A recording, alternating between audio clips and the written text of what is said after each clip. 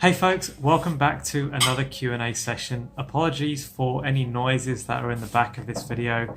There's a window here out into Shrewsbury town, which is where I live, and there's a whole load of festive stuff going on in the town square at the moment. They're singing carols and it's all very festive.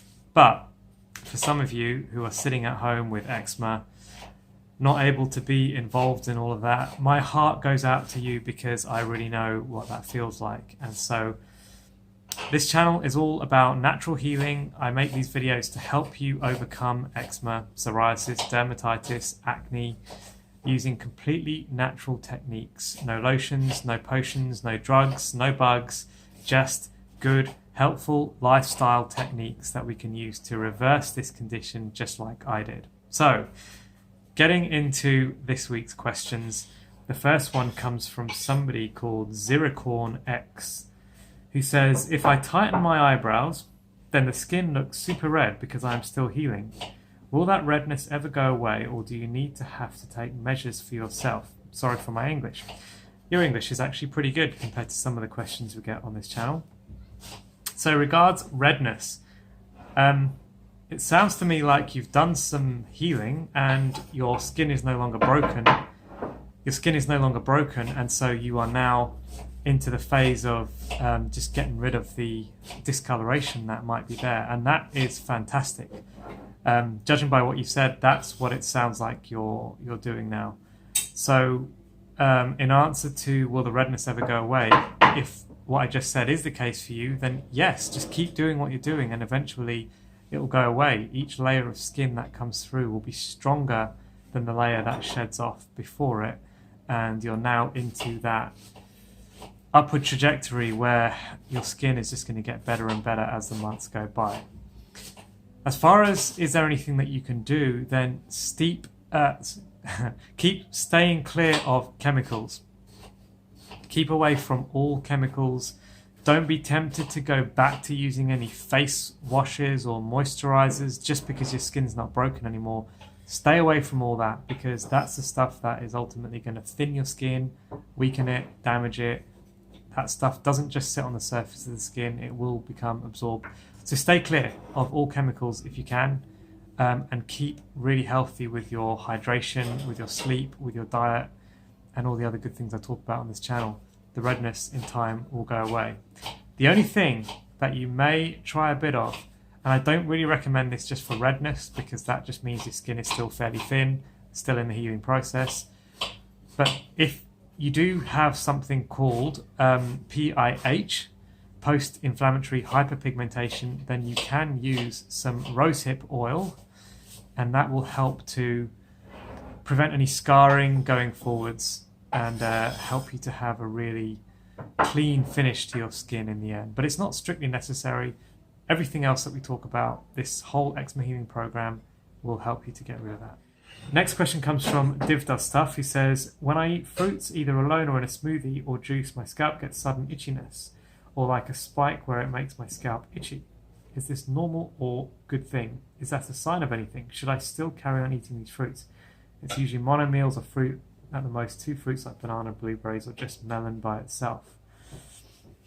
So anything that's causing you to react straight away is a sign that your body is not yet ready for that thing, unfortunately. Either because you've still got elevated candida levels, or your hydrochloric stomach acid levels are not quite right. Over time, these things should balance on this program. So if you've got certain fruits that you can eat that don't give you that sort of response, or perhaps you've got other whole foods, plant-based, low-fat foods that you can eat instead, like if you have oats or any other whole food type solution that you can have instead of the stuff that is really making you flare right now, that would be better at this moment in time for you. So I don't know if you've read The Starch Solution by Dr. John McDougall, but he's got lots of information about starches and how effective they are for good digestion in the body.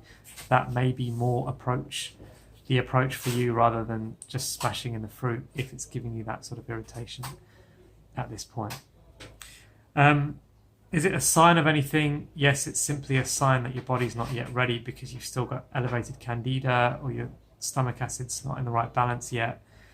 But if you stay with the program, if you keep consistent over time, things should improve for you and your gut will heal to the point where you can eat those fruits again to your heart's content.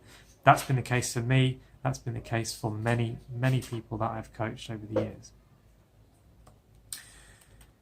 The next question comes from Kostas Zontona, who says, I've asked the same question in another video and you said it would be in the next Q&A. Sorry, Kostas, for missing your question in the past. Are ingredients in packaged canned foods like citric acid or ascorbic acid fine?